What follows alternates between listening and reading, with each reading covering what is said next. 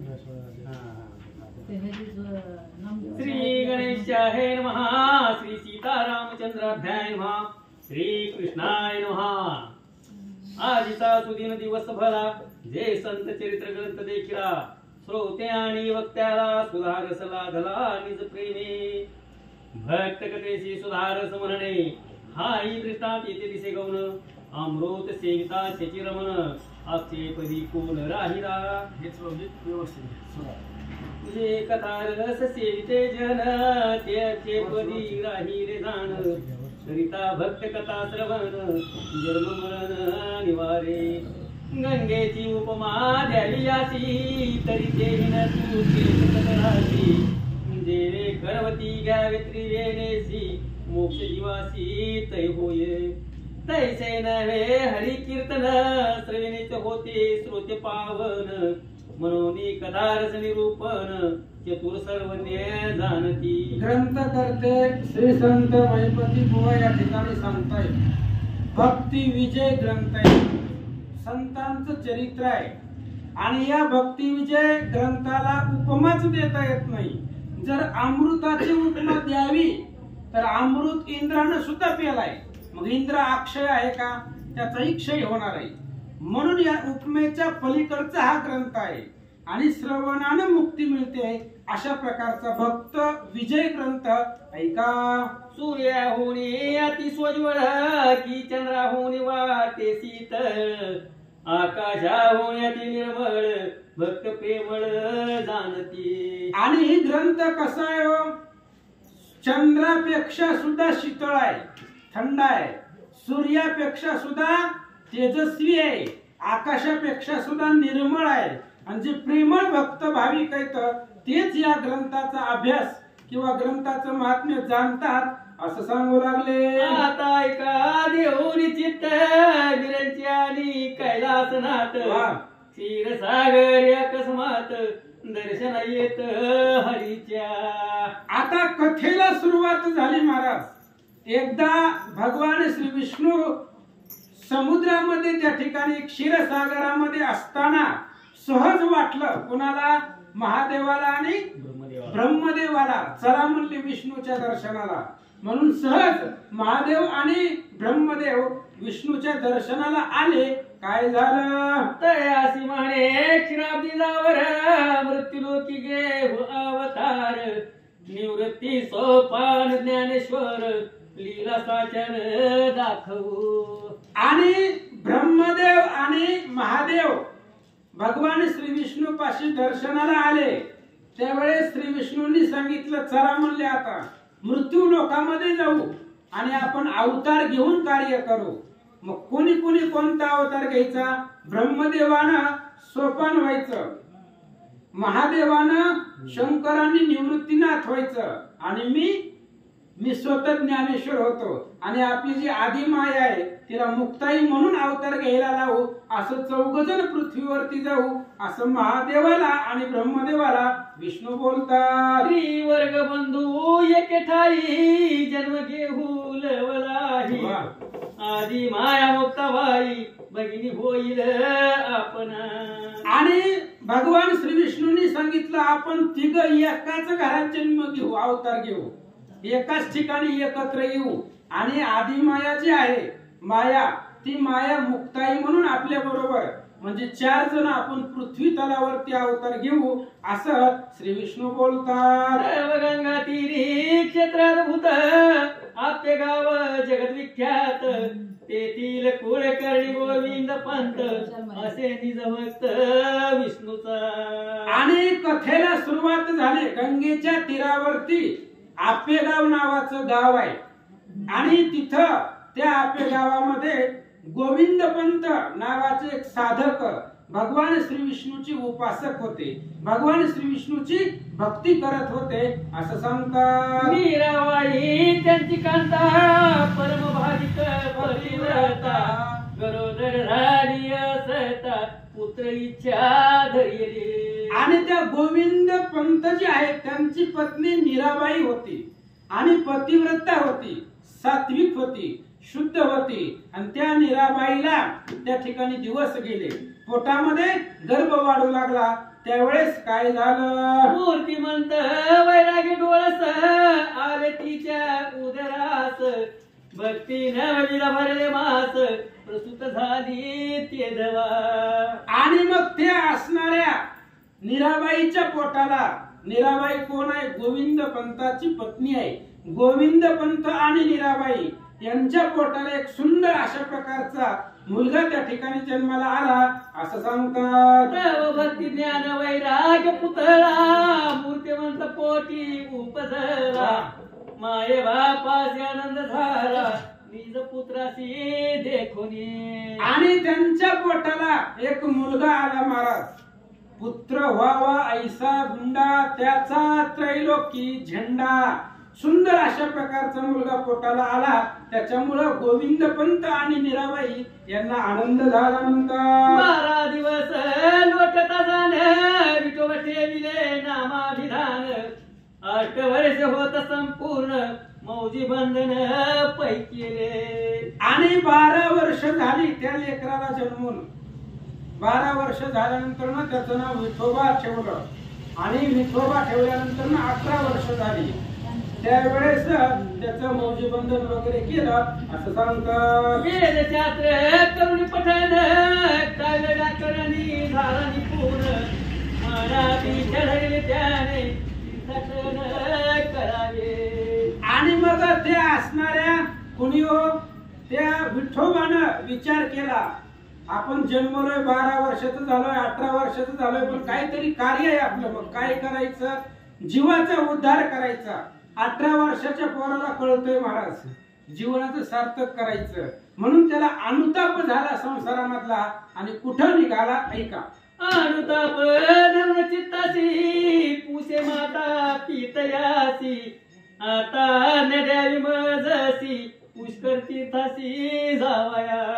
तो असणारा विठोबा, त्यालाच विठ्ठल पंत म्हणतात बरं. तो विठोबा पुन्हा त्या ठिकाणी त्यांनी विचार केला. आई वडिलांना विचारलं, जातो म्हणले मी तीर्थ करायला.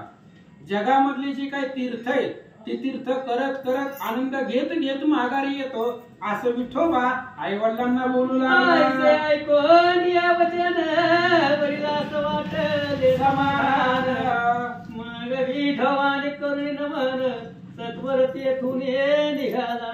मग अशा प्रकारचा विचार केला. आई वडिलांना बरं वाटलं. महाराज कुठं जातो म्हणायले? पंढरपूरला जातो, देहू-आळंदीला जातो, अयोध्येला जातो असं म्हणायले. त्याच्यामुळे वडिलांना समाधान वाटलं, कारण वडील सुद्धा माळकरी घराण्यातले होते. जाऊ दे म्हणले, देवाधिकाला चालले, आडवायचं नसतंय. आनंद वाटला, निघाले म्हणतात. वैराग्य उपजे चित्तास, तरी वाया गेला शास्त्राभ्यास, थोर कर्ण बधिरास, असून काय उपयोग. अहो, अंतःकरणामध्ये जर वैराग्यच नसेल तर किती जरी अभ्यास केला तरी ती वाया आहे. कसं वाया आहे? बधीर आहे, त्याला ऐकायलाच येत नाही, पण कान लय मोठे त्याचे.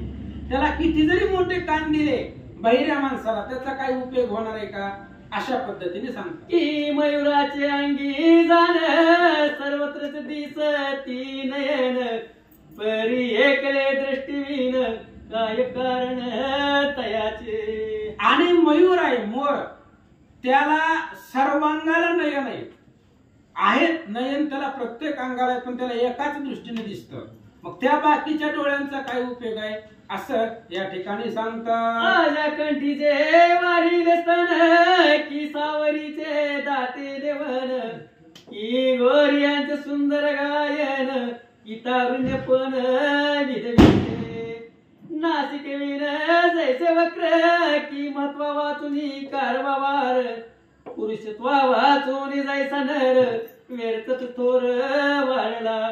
देवी शास्त्राभ्यास उदंड केला, आणि अनुताप चित्तासीन झाला, जेवी भक अनुष्ठानी बैसला, मत्स्य गिळावया करणे. आणि मग तशा पद्धतीनं शास्त्राचा अभ्यास खूप आहे, पण चित्तामध्ये अनुताप नाही. ती चित्तामध्ये त्या शास्त्राचा अभ्यास केल्यावर अनुताप नाही, तर ती सगळं वाया आहे. आता जसं सांगितलं ते सगळं त्या ठिकाणी वाया आहे, व्यर्थ आहे असं सांगतात. मनोनी अनुताप धरुणी मना, विठोबा चालिला तीर्थाटना, माया भ्रमदाटा कोणी जाना, हरिभजनी विनटला. म्हणून मग ते असणाऱ्या विठोबानं काय केलं, तीर्थाटनाला निघाला महाराज. देवाचं दर्शन घ्यायचं. अनुताप झाला चित्ताला. अनुताप कशाचा झाला, जीवनाचं काहीतरी कल्याण करावं म्हणून त्या ठिकाणी विचार केला आणि दर्शन घेत घेत पुढे निघाला. आदी येऊनी द्वारावती स्नान केले श्री गोमती. मग पाहून श्री कृष्ण मूर्ती दंडवत प्रीती घातले. आणि सर्वप्रथम तो आपले गावावरून निघाला आणि द्वारकेला आला. भगवान श्रीकृष्णाचं दर्शन घेतलं आणि ती असणारी द्वारकेची तीर्थक्षेत्र पाहू लागला. देवे धरिला मत्स्यावतार मारून उद्धरिला शंखासूर. महामुक्तीचे माहेर गेला सत्वर त्या ठाया. आणि ज्या ठिकाणी भगवान श्री विष्णूंनी मत्स्याचा अवतार धरला होता आणि शंखासुराला मारून वेदाचा उद्धार वेद बाहेर काढले होते, त्या ठिकाणाला तो विठ्ठल गेला आणि दर्शन घेऊ लागला. तेथून पिंडार कशाला तव मंगळ हुडा पुढे देखीला. द्वारकेचा कळस पाहिला मग चालिला तेथून. आणि तिथून पिंडारक नावाचं तीर्थ आहे. तिथून पुढे आल्यावर मंगळहुड आहे, तिथं आला. तिथून द्वारकेचा कळस पाहिला, भगवान श्रीकृष्णाचं दर्शन घेतलं आणि तिथून पुढे निघाला. कुठं गेला ऐका. सुदामपुरी दृष्टी देखून मूळ माधवासी आला जाण. जेथे रुक्मिणीचे लग्न भीमक नरपुरे लाविले. आणि तिथून पुढे आला, द्वारकेपासून पुढे आला. मूळ माधव नावाचं गाव आहे आणि त्या ठिकाणी भगवान श्री विष्णू आणि भगवान श्रीकृष्ण आणि रुक्मिणी यांचं लग्न हरिविजयाच्या 23व्या अध्यायामध्ये झालं. कुठं, मूळ माधवाला. रुक्मिणीचं लग्न सासरी बी नाही लागलं आणि माहेराला बी नाही, मध्यस्थी मूळ माधव नावाचं गाव आहे. तिथं त्या ठिकाणी भगवान श्रीकृष्ण आणि रुक्मिणीचं लग्न झालं. तिथं तो आला असं सांगतात. अवतार संपविला श्रीकृष्णे ते भालुका तीर्थ वंदिले जाण. मग प्रभासलिंग तेथून गेला सत्वर तेधवा. भगवान श्रीकृष्णाने अवतार समाप्ती केली. आपला अवतार जिथं संपवला ते भालुका तीर्थ आहे, तिथं गेलाय विठ्ठल आणि तिथं त्या ठिकाणी तिथलं दर्शन घेऊन पुढे निघाले. वंदोनी सोरटी सोमनाथासी पुढे चालीला वेगेसी. मूच कुंदाची गुंपा कैसी ती दृष्टीची देखील. आणि तिथून द्वारकेपासून गुजरात मध्ये आले. सोरटी सोमनाथ, त्या असणाऱ्या सोरटी सोमनाथांचं दर्शन घेतलं आणि थोडस पुढे अंतरावर गेल्यानंतर ना ज्या ठिकाणी भगवान श्रीकृष्णानं काळ यवनाला मारलेलं होतं ती मुस्कुंदाचं विवर त्या विठ्ठल पंतांनी पाहिलं असं सांगतात. केला काल यवन ते स्थान दृष्टी पाहून. मग धवलपुरीसी येऊन विश्रांती स्थान देखिले. ज्या ठिकाणी भगवान श्रीकृष्णाने काळ यवनाला भस्म केलं होतं ते मुस्कुंदाचं विवर पाहिलं आणि तिथून पुढं धवल त्या ठिकाणी असणारं तीर्थ आहे, त्या ठिकाणी दर्शनासाठी आले असं सांगतात. आणि मार्गीची महातीर्थे पुराण प्रसिद्ध जगद्विख्याते. तीही वंदून समर्थ सप्तशृंगीसी पातला. आणि अजून तिथून पुढे द्वारकेपासून त्या मुचकुंदाच्या विवरापासून पुढे निघाले. सप्तशृंगी देवीचं अधिष्ठान आहे, तिथं त्या ठिकाणी असणारे विठ्ठल आले, दर्शन घेतलं. तिथून पुढे निघाले ऐका. आदी माया वंदोनी जाण अरुणावरून केले स्नान. मग प्राची गोदावरी तेथून झाला देखून निज सुखी. आणि मग सप्तशृंगीला आल्यावर जगदंबेचं दर्शन घेतलं, देवी मातेचं. आणि तिथं असणाऱ्या भागीरथी आहे, गंगा आहे, सगळ्या असणाऱ्या अरुणावरून नद्या आहेत आणि त्या तीर्थक्षेत्रामध्ये स्नान केलं, आनंद वाटलं असं सांगतात. पालेश्वर देखून नैनी त्र्यंबकासी आला तेथून. कुशावरती स्नान करोनी गंगाद्वार वंदिले. आणि सप्तशृंगीचं दर्शन घेऊन पुन्हा नाशिक तीर्थक्षेत्रामध्ये आले. नाशिक मध्ये आल्यावर त्र्यंबकेश्वराचं दर्शन घेतलं आणि त्या नाशिक मध्ये गंगेचं त्या ठिकाणी स्नान केलं असं सांगतात. सैव्य घालुनी ब्रह्मागिरी हर्ष वाटला निज अंतरी मग येऊन भीमाशंकरी सुस्नात झाला अनुतापे. आणि मग त्यावेळेस असणाऱ्या ब्रह्मगिरीला त्या ठिकाणी त्या त्र्यंबकेश्वरला सव्य घातलं. तिथून पुढे त्या ठिकाणी भीमाशंकर 12 ज्योतिर्लिंगापैकी एक आहे. आता ही 12 ज्योतिर्लिंग करत निघाले. मग अशी गुजरातला गेले सोरटी सोमनाथला, आता भीमाशंकरला आले, दर्शन घेतलं. ऐका नित्य नित्य चालत जाण मुखे करीत हरिकीर्तन तेथून अर्कावती स्थान सत्वर आला त्या ठाया. भीमाशंकरचं दर्शन घेतलं. 12 ज्योतिर्लिंगापैकी एक आहे. तिथून पायानं चालत निघाले.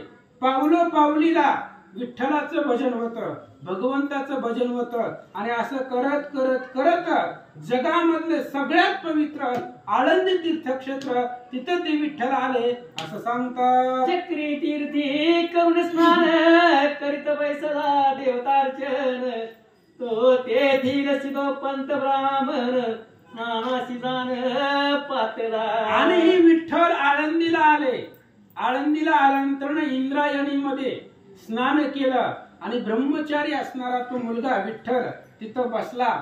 त्याच आळंदीमध्ये सिद्धोपंत नावाचे एक भाविक भक्त राहत होते. आणि ते सिद्धोपंत आळंदीमध्ये राहत असताना ज्ञानेश्वरांच्या पूजेला म्हणजे त्या इंद्रायणी नदीच्या किनाऱ्याला आल्यावर त्या असणाऱ्या ब्रह्मचार्याला पाहिलं असं सांगतात. ब्रह्मचारी दृष्टी देखून साष्टांगातले लोटांगण तुमचे सांगनामाभिधान केले आगमन कोठुनी. आणि ते सिद्धोपंत आले त्या ब्रह्मचार्यापाशी विठ्ठलापाशी आले.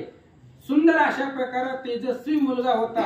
त्या असणाऱ्या ब्रह्मचार्याला वंदन केलं.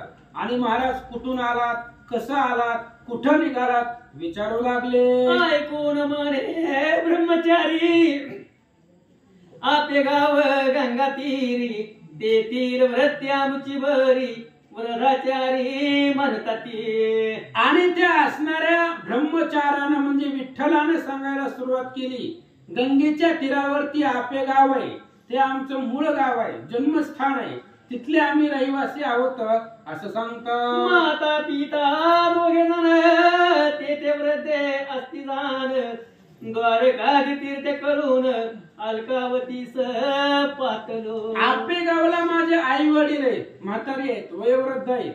आणि आपेगावला ते राहत असताना मी तीर्थ करत करत आलोय. प्रत्येक तीर्थक्षेत्राला भेटी देत देत हे असणाऱ्या अलकावतीला म्हणजे आळंदीला आलो असं सिद्धोपंताला सांगू लागले. मरे धन्य आजीच सुदीन हा विठ्ठल वाटतो मी विठ्ठल पंत माझा तसा उल्लेख नाही आज माझा. नाही पण मला विठ्ठल पंत ऐकलं बोलत होत नाही ना, तर त्याला हात विठ्ठल आहे.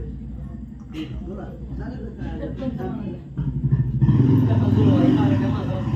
चालेल हा म्हणे धन्य आधीच सुदीन झाले स्वामीचे आगमन आता मंदिरात येऊन आश्रम पवित्र करावा. थोडं पाहिजे सिद्धोपंतानं त्या विठ्ठल पंत आता आबा म्हणते तर चला त्या विठ्ठल पंताला पाहिलं.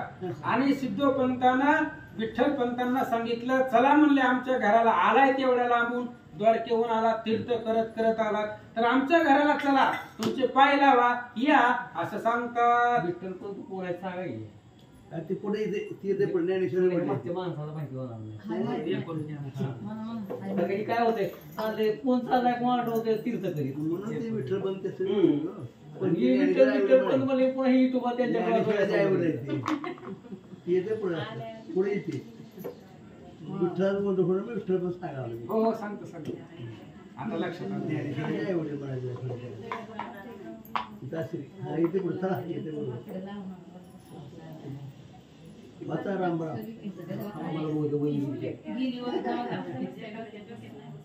आश्रम पवित्र करा. ऐसे म्हणून सिद्धोपंत घराची घेऊन गेले त्वरित भोजन घालून पंचामृत निद्रा करवित तयासी. वाचकाचं म्हणणं आहे आता जे आलेत त्यांना महाग काय झालं 30 वयामध्ये कळलं नाही. म्हणून भगवान श्री विष्णू वैकुंठात होते तेव्हा महादेवाने शंकराने ब्रह्मदेव तिथं आले. त्यावेळेस विष्णूंनी सांगितलं की आपण मृत्यू लोकामध्ये अवतार घेऊ.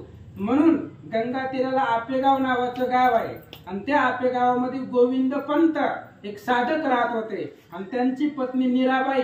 गोविंद पंत आणि मीराबाई यांच्या पोटाला विठ्ठल पंत म्हणून एक महात्मा किंवा मुलगा जन्माला आला आणि तो विठ्ठल पंत तीर्थ करत करत आळंदीमध्ये आला आणि सिद्धोपंतांची भेट झाली. सिद्धोपंतांनी विठ्ठल पंतांना सांगितलं आमच्या घरला या. तव स्वप्नी येऊन श्री पंढरीनाथ सिद्धोपंताशी काय बोलत ब्रह्मचारी अशी साधन करत.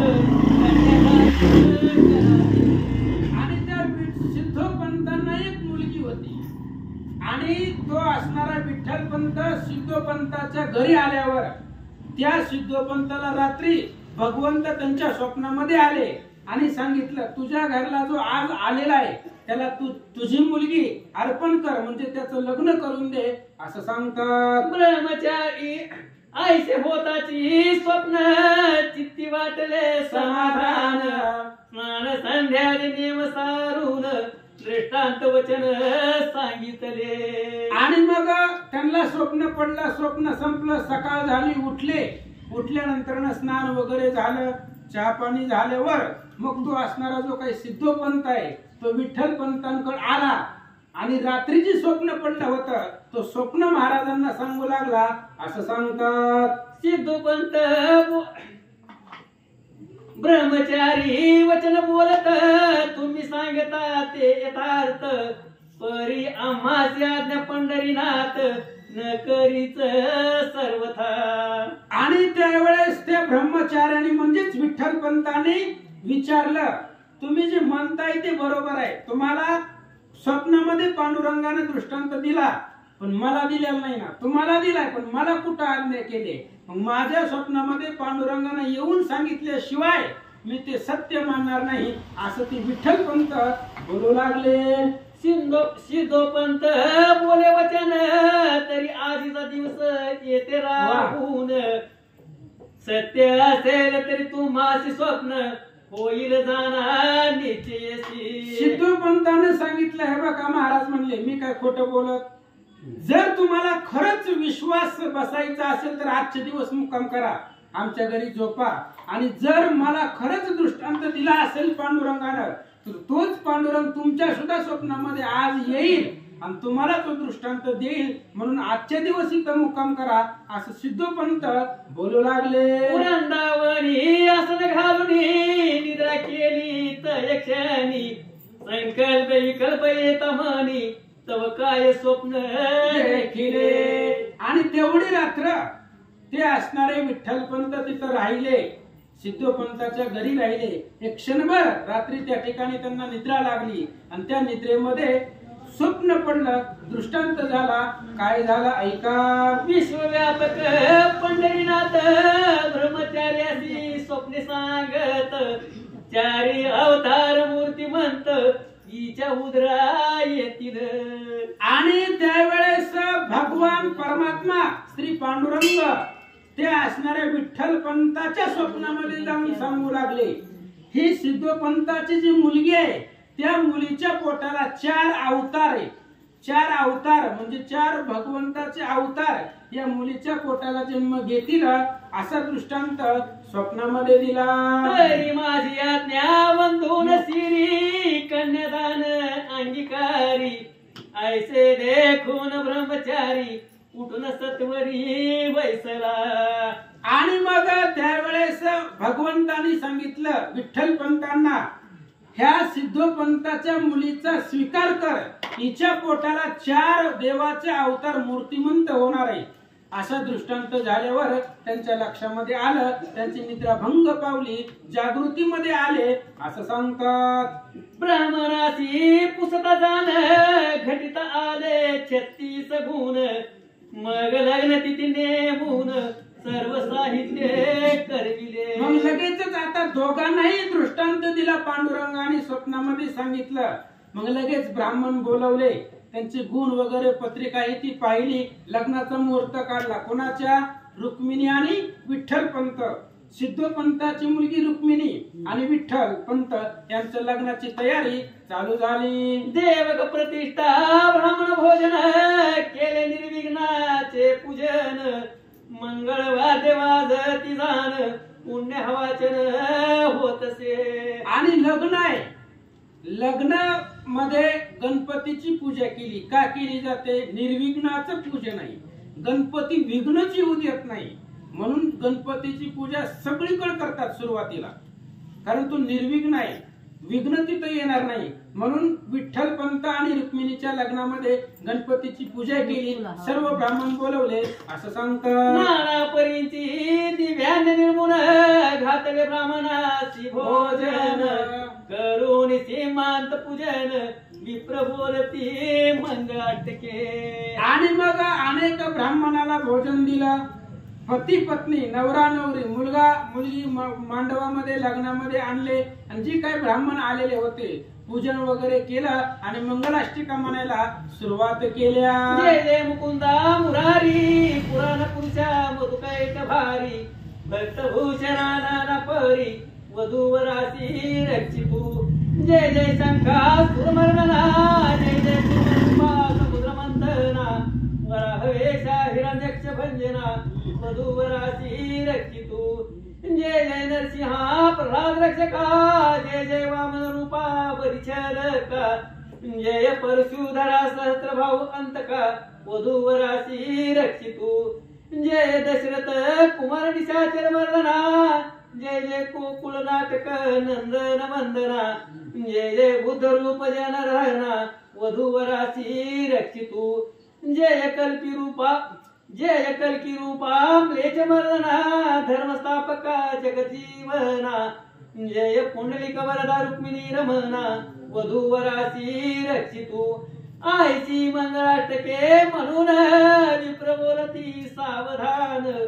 नाना वाद्य लावून पाणी ग्रहण पैकी रे. अशा प्रकारे रुक्मिणी आणि विठ्ठल पंत यांच्या लग्नाचा सोहळा ब्राह्मणांनी मंगलाष्टिका म्हटल्या आणि भगवंताला प्रार्थना केली. वधूवरासी रक्षितू. कारण वधूवर ह्या मुलगा आणि मुलीचं संरक्षण इथून पुढे तुम्ही करावं अशी प्रार्थना देवाला केली. मंगलाष्टिका झाल्या, पाणीग्रहण झालं, कन्यादान झालं. ऐका. 4 दिवस सोहळा करून सिद्धोपंताची केले नमन. म्हणे आषाढ मासी पंढरीस जाणे श्री पांडुरंग दर्शन घ्यावया. आणि त्यावेळेस आता याचं लग्न झालं आणि एकटा हिंडत होता, एकटाच तीर्थ करत होता विठ्ठल पंत. आता लग्न झाल्यावर ते असणाऱ्या सासऱ्याला म्हणजे सिद्धोपंताला नमस्कार केला आणि सांगितलं माझी महिन्याची वारी असती पंढरपूरला, आषाढी वारी आहे आणि आता या वारीला जाऊन पांडुरंगाचं दर्शन घ्यायचंय. आता लग्न झालंय, पत्नीला घेऊन जातो असं सांगतात. मग कुटुंबासहित तयासी घेऊन चालिला यात्रेची. मान करून चंद्रभागेची श्री पुंडलिकासी नमिले. आणि त्यावेळेस सिद्धोपंताला विचारलं की आम्ही जातो म्हणल्यावर आम्हाला काय झाले? होय, जातो म्हणल्यावर तुम्ही कुठं जातो? आम्ही बी बरोबरीला येतो. म्हणून सिद्धोपंतानं जावई आणि मुलगा बरोबरीला घेतले, पंढरपूरला आले. सगळं असणारं चंद्रभागेमध्ये स्नान केलं, दर्शन घेऊ लागले असं सांगतात. क्षेत्राची उपमा झालं पंढरीची देता दिसे गौन. चंद्रायच नक्षत्र कोण गगनी सोजवळ दिसेना. अहो पंढरपूर असं क्षेत्र आहे, पंढरपूरला कशाचीच उपमा देता येत नाही महाराज. आईसी चंद्रभागा, ऐसे भीमा तीर, आईसा विटेवर देव कोठे. असा विटेवरचा देव जगात दुसरीकडे कुठं आहे पंढरपूर सोडून? कुठंच नाही. म्हणून त्या पंढरपूरला बाकीच्या तीर्थाची उपमा देताच येत नाही. नक्षत्रामध्ये चंद्र श्रेष्ठ आहे, तसं सगळ्या तीर्थामध्ये सगळ्या क्षेत्रामध्ये पंढरपूर श्रेष्ठ आहे असं सांगतात. सुवर्णाची धातू कोणती की विष्णू वरिष्ठ कोणाची कीर्ती. की कौस्तुभाऊन रत्न देती उज्ज्वल धुंडिता दिसेना. जगामध्ये अलंकार अनेक आहेत पण अलंकारी सोन्यापासूनच आहे. सोनं जगामध्ये श्रेष्ठ आहे, त्याला उपमा देता येत नाही. तसं जगामध्ये कीर्ती श्री विष्णूचीच श्रेष्ठ आहे. त्या विष्णूच्या कीर्ती पुढे दुसऱ्याची उपमा देता येत नाही. कौस्तुभ मणी भगवंताच्या गळ्यामध्ये पांडुरंगाच्या, तोही श्रेष्ठ आहे असं सांगतात. नंदी वरिष्ठ वृषभ कोण, की शंकरायसा तपस्वी कोण, गीते वरिष्ठ शास्त्रदान, कुंठिता त्रिभुवनी नाडळे. अहो नंदी सारखा वृषभ, वृषभ म्हणजे बैल, नंदी सारखा असणारा बैल त्या ठिकाणी वृषभ श्रेष्ठ नाहीये. तपस्व्यामध्ये तप करणाऱ्यामध्ये महादेव श्रेष्ठ आहे. महादेव सदा भगवंताचं भजन करतायत, तप करतायत. तपस्व्यामध्ये महादेवा बरोबर किंवा महादेवासारखी उपमा द्यावी असा जगामध्ये तपस्वीच कोणी नाहीये. अशा प्रकारे सांगू लागले. रामकृष्ण नामा वरिष्ठ मंत्र कोणी न दिसे श्रेष्ठ, की भागवत धर्मायसा वरिष्ठ धर्म आन असे ना. आणि रामकृष्ण हे मंत्र आहे महाराज, जगाला जीवाला पावन करणारा मंत्र आहे. रामकृष्ण हरी मंत्र हा शिवाचा, मनती जेवाचा दया मोक्ष असा असणारा मंत्र आहे. रामकृष्ण महादेवाचा मंत्र आहे, जगाला जीवाला पावन करणारा आहे. अशा प्रकारे सांगतात. देवी पंढरी ऐसे भूमंडळी, क्षेत्र नदीसे नेत्र कमळी, वा, जे दृष्टी देखता चित्त काळी, पर्वत जळती पापाचे. अशा प्रकारचं पंढरी आहे महाराज, पंढरपूर आहे. त्या पंढरपूरला कशाचीच उपमा देता येत नाही. अहो पंढरपूर असं क्षेत्र आहे, लांबून जरी बघितलं 20व्यापासून 4 किलोमीटर पासून जरी पंढरपूर पाहिलं तरी पर्वत जळती पापाचे. पापाचं पर्वता एवढं पाप जळून जातं. फक्त पंढरपूर डोळ्यानं पाहिलं तर एवढं श्रेष्ठ पंढरपूर आहे असं सांगतात. म्हणाल मोक्षदायक, म्हणाल मोक्षदायक सप्तपुरी, त्याहून वरिष्ठ कैसी पंढरी, तरी तेथे अभिमानाची होय बोहरी, न उरे उरी मी पणाची. आता श्रोत्यांना प्रश्न पडेल, इथल्या नसल पडला पण सांगतो. सप्तपुऱ्या आहेत जगामध्ये आणि सप्तपुऱ्या सुद्धा मोक्षाचं स्थान सांगितले. आणि इथं काय सांगितलं, पंढरपूर मोक्षाचं धाम आहे. मग सप्तपुऱ्यांपैकी पंढरपूर श्रेष्ठ कसं, असा जर प्रश्न पडला तर सप्तपुऱ्यापाशी अभिमान आहे. सप्तपुऱ्या जर माणसाने केल्या तर त्याला अभिमान निर्माण होतो आणि अभिमानापाशी देव सापडत नाही, मोक्ष मिळत नाही. तशा प्रकारे पंढरपूरला गेल्यावर अभिमान होत नाही. काय आहे, पंढरपूरला जाऊन आलो, काय अभिमानाची गोष्ट आहे. जिथं अभिमान नाही आणि अभिमान नसला की देवत्व प्राप्त होतं. आणि तसं असणार ती पंढरपूर क्षेत्र आहे असं सांगतात. आणि के तीर्थी करीत स्नान, विशेष वाढतो अभिमान. पंढरी देखता पादर सुटती खळाची. अहो बाकीच्या तीर्थामध्ये जर तुम्ही स्नान केलं, काशीला गेला अभिमान वाढतो. काशीला जाऊन आलोय, अभिमान गर्व मनामध्ये निर्माण होतो. पण पंढरपूर असं क्षेत्र आहे महाराज, खळ व्यक्तीने जरी पाहिलं त्याला सुद्धा पाजर फुटतो, दगडाला सुद्धा पाजर फुटतो. ती चंद्रभागा, ती तीर्थ पाहून अशा प्रकारे निरअभिमानाचं क्षेत्र ते पंढरपूर आहे असं सांगतात. असो हे महात्मे वर्णिता, पुढे विशेष वाढेल कथा, सिंधू पंत घेऊन जा माता, पंढरी क्षेत्रात राहिला. आणि असं म्हणले जाऊ द्या, पंढरपूरचं महात्म्य खूप आहे, त्याचं वर्णन करता येत नाही. आणि पंढरपूरला कशाची उपमा देता येत नाही हे सांगितलं. अजून सांगायचं म्हणलं तर कथा वाढेल, आधीच ओव्या जास्त आहेत, अजून ओव्याचं कुठं भर घालायची. जाऊ द्या म्हणले सिद्धोपंत महाराज जावाई मुली सहित त्या पंढरपूर क्षेत्रामध्ये राहिले असं सांगतात. टाळविणे मृदुंग वाजती, वैष्णव प्रेमे गाती नाचती, हे कौतुक देव देखोनी कैलासपती, स्वानंद प्रीती डुलत पै. आणि मग त्यावेळेस एकादशी होती, आषाढीची एकादशी होती. टाळ विना घेतला आणि त्या ठिकाणी असणारे भजन करत बसले. एकादशीला तरी मंदिरामध्ये भजन पाहिजे.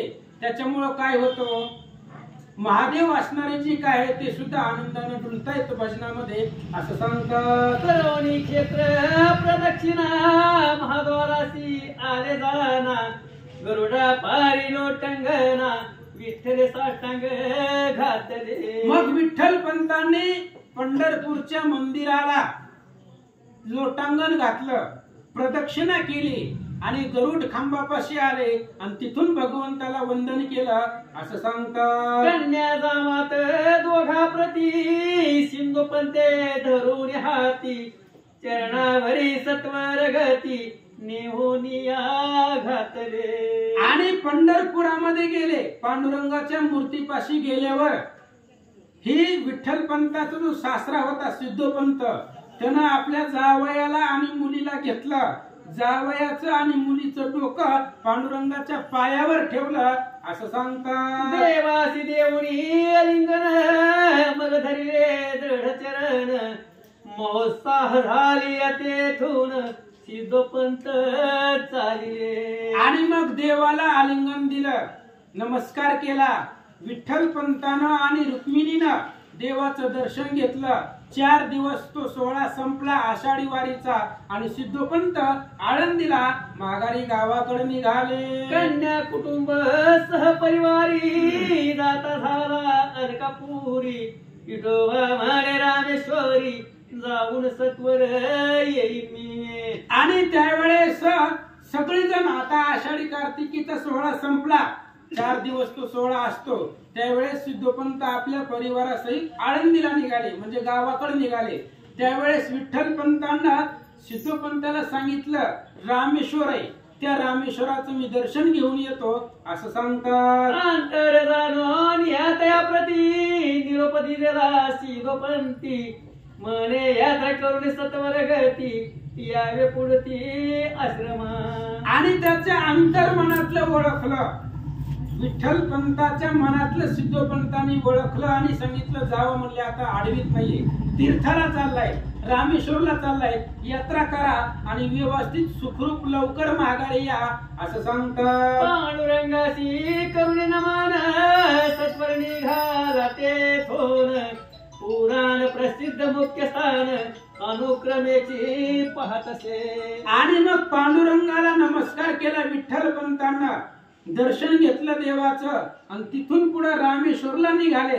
पण पंढरपुरापासून रामेश्वर पर्यंत जाण्यासाठी जी जी देवता लागतील, जी जी तीर्थक्षेत्र लागतील त्यांना नमस्कार करत विठ्ठल पंत निघाले. श्रीशैल पर्वत मल्लिकार्जुन पाहिला निवृत्ती संगम जान देखता पाप राशी भस्म होती तत्क्षण आघात महिमान तयाचे. श्रीशैल पर्वत पाहिला, मल्लिकार्जुन ज्योतिर्लिंगापैकी एक मंदिर आहे, तीर्थक्षेत्र आहे, ती पाहिलं.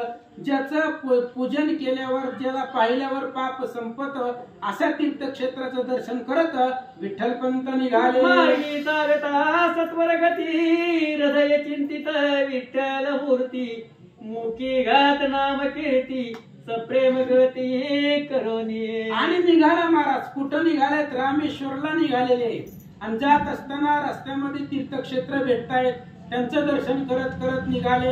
मुखामध्ये भगवंताचे विठ्ठलाचं भजन आहे, हृदयामध्ये विठ्ठलाची मूर्ती आहे असं सांगतात. ओह बळ नरसिंह वासुदेव गिरी पर्वती व्यंकटराव अरुणाचल पाहून सर्व चिदंबरासी नविले. मग व्यंकटांद्री आहे, अरुणाचल आहे, अनेक प्रकारचे नद्या उपनद्या गिरीवर लंगत लंगत उपलंघन करत करत सिद्धती असणारे विठ्ठल पंत पुढे निघाले. ते स्थान पाहून जाण मग पाहिले गोकर्ण हटकेश्वरी करून स्नान सत्वरत येथून निघाले. आणि मग तिथून स्नान करून पुढे गोकर्ण मध्ये आले. गोकर्णाचं मंदिराचं मूर्तीचं दर्शन घेतलं. तिथून पुढे हाटकेश्वर एक देवता स्थान आहे महादेवाचं, त्या हाटकेश्वराचं दर्शन घेतलं. पुढे निघाले. सीता शुद्धीस हनुमंत गेला ज्या पर्वतावरून उडाला ते स्थान पाहून या डोळा तेथून निघाला सत्वर. गोवी मध्ये प्रश्न विचारलाय, गोवी परत घ्या, रिटर्न रिवर्स. सीता शुद्धीस हनुमंत गेला, ज्या पर्वतावरून उडाला, ते स्थान पाहून या डोळा, तेथून निघाला सत्वर. ग्रंथकर्त्यांनी सांगितलं हनुमान सीता शुद्धीला निघाला, पण ज्या पर्वतावरनं हनुमंतानं उड्डाण केलं त्या पर्वताचं नाव काय, त्याच्याशिवाय पुढे चालायचं नाही. मागचं माहिती पाहिजे हो आबा. काय नाव आहे? भावार्थ रामायण सुंदरकांड अध्याय 26 वही क्रमांक 40. समुद्र लंगोनी हनुमान बळी, महेंद्र पर्वत चेपिला तळी, सर्प धडपले पाताळी, तोंडे ते काळी वासिली महेंद्र. त्या पर्वताचं नाव आहे. महेंद्र पर्वतावरनं हनुमंतानं उड्डाण केलं डायरेक्ट लंकेत. माहिती पाहिजे हो पाठीमागचं. ज्या पर्वतावरनं हनुमंतानं उड्डाण केला तो महेंद्र पर्वत, तिथलं दर्शन घेतलं आणि विठ्ठल पंत पुढे निघाले. ऐका. जनार्दन पाहून डोळा, सत्वर रामेश्वरासी आला, आपुला हेतू पूर्ण केला, मग निघाला तेथुनी. आणि मग तिथून पुढे हनुमंतानं उड्डाण केलं समुद्रापासून. तिथून थोड्याशा अंतरावरती रामेश्वर आहे. ही रामेश्वराची काय आख्यायिका आहे 2 मिनिटांमध्ये सांगतो. रामचंद्राचा असा नियम होता, महादेवाचं दर्शन केल्याशिवाय भोजन करायचं नाही, असा नियम होता. आणि मग महादेव काशीला राहत होते. काशीला महादेवाचं अधिष्ठान होतं. मग हनुमंतानं महादेवापासून तिथं काशीला जाऊन महादेवाची पिंड आणायचा निर्णय केला होता. पण आता हनुमंत गेले काशीला, येणार कवा, वानर भुकेजलेत, म्हणून रामचंद्रानं वाळूची मूर्ती तिथं तयार केली. रामचंद्रानं पिंड, महादेवाची पिंड वाळूची तयार केली. आणि मग हनुमंत महादेवाची पिंड घेऊन आले. आजही रामेश्वरला गेले 2 पिंड आहेत. एक हनुमंतानं काशीवरनं आणलेली आणि दुसरी रामानं तयार केलेली. रामानं तयार केली आहे म्हणून रामाचा जो ईश्वर आहे महादेव ते रामेश्वर. त्या रामेश्वराचं दर्शन घेतलं. कोणी? झोपले काय आताच विठ्ठल पंतांनी दर्शन घेतलं, पुढे निघाले. कोल्हापुराशी येऊन पंचगंगेचे केले स्नान, लक्ष्मी दर्शन घेऊन केले गमन तेथुनी. रामेश्वरावरून पुढे आले कोल्हापूरला. कोल्हापूरला जगदंबा देवी आहे.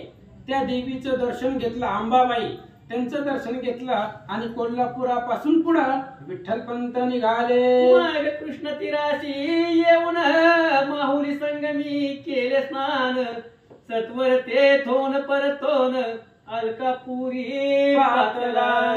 मग त्या ठिकाणी असणाऱ्या कृष्णा तीरीला आला. तिथं माहुलिंग देवीचं तिथं दर्शन घेतलं आणि शेवटचं तीर्थ म्हणून तिथून पुढे गावाकडे म्हणजे आळंदीला परत ते रिटर्न आले. विठ्ठल पंत असं सांगतात. शिरो पंताशी आलिंगन दिले परम प्रीती करून, तेने साष्टांग करून नमन वंदिले चरण तयाचे. आणि मग सिद्धोपंताला भेटले, सासऱ्याला भेटले आळंदीमध्ये जाऊन.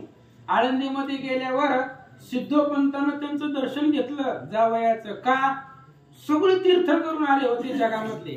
आता आपण बी महाराज कोणी पंढरपूरहून आलं, अयोध्येहून आलं, काशीहून आलं, ते दर्शन घेतो.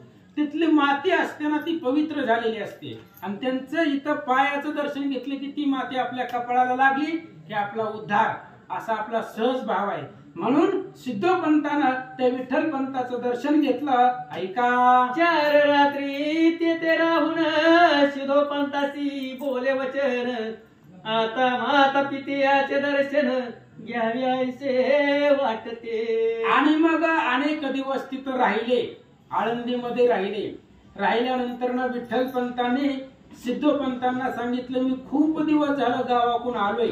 कवा आलोय? लय दिवस झालेलं आलोय. लग्न झालेलं सुद्धा आई बापाला माहिती नाही. एवढं त्या ठिकाणी आता आई वडील वृद्ध आहे, त्यांना एकदा भेटून येतो, त्यांचं दर्शन करून येतो, असं विठ्ठल पंत बोलू लागले. मग प्रती तरी आता जाऊ सत्वर गती, अवश्य म्हणून सिद्धोपंती तया प्रती काय बोलिले. आणि मग त्यावेळेस विठ्ठल पंतांनी विचारलं, जर तुमची आज्ञा झाली तर आता जाऊन आई वडिला आपेगावला जातो, स्वतःच्या मूळ गावाला, आई वडिलांचं दर्शन घेतो माघारी येतो असं बोलल्यावर सिद्धोपंत काय बोलतात ऐका. घ्यावे वडिलाचे दर्शन आम्ही येतो असे बोडवण भेटी कारणे तयाच्या.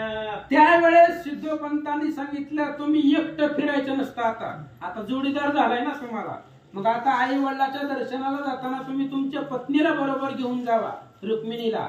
आम्ही तुम्हाला सोडवायला 20 पर्यंत गावाच्या बाहेर येतो असं सांगतात. मग कन्या मात घेऊन पाही सिद्धोपंत आले आपे गावी गोविंद पंताची लवलाही येऊन या भेटले. सगळेच आले महाराज. सिद्धोपंतांना आपल्या मुलीला आणि जावयाला घेतलं म्हणजे आम्ही बी येतो तुमच्या आई वडिलांना भेटायला म्हणून सगळेजण आपल्या गावाला आले. आणि गोविंद पंत विठ्ठल पंताच्या वडिलांचं नाव होतं आणि मीराबाई आईचं नाव होतं. त्यामुळे विठ्ठल पंताच्या आई वडिलांना ही रुक्मिणी आणि सिद्धोपंत भेटले असं सांगतात. विठ्ठले वंदोरी माता पिता क्षेमदी धरे उभयता सिद्धोपंत साकेल कथा वर्तमान सांगितले. आणि मग विठ्ठल पंत आले आपेगावला आले आई वडिलांचं दर्शन घेतलं आणि सिद्धोपंत हा त्यांचा व्याही होता गोविंद पंताचा. मग त्यांनी विठ्ठल पंताची जी कहाणी आहे समोर आळंदीला आल्यापासून काय काय घडलं काय काय केलं सगळी ते असणारे सिद्धोपंत विठ्ठल पंताच्या वडिलांना म्हणजे गोविंद पंताला सांगू लागले. आईसे ऐकून या वाणी नीराबाई संतोष श्रीमणी जेवी जनकात माझ्या पर्णोनी अयोध्येशी आला रघुनाथ. आणि अशा प्रकारचं सांगितल्यानंतर ना विठ्ठल पंताची जी आई होती मीराबाई त्यांना आनंद वाटला. का वाटला? जाताना एकटं गेलं होतं, येताना पत्नीला घेऊन आले. मीराबाईला असं वाटलं लांबी फिरायला एकटाच गेलता आणि येताना सीतेला घेऊन आला.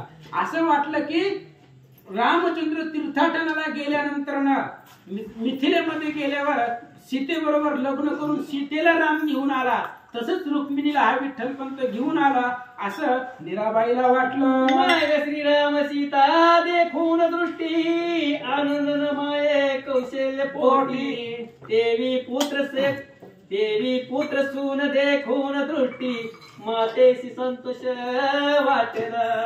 रामचंद्र प्रभू तीर्थाला एकटे गेले होते राम आणि लक्ष्मण आणि येताना सीतेला घेऊन आले.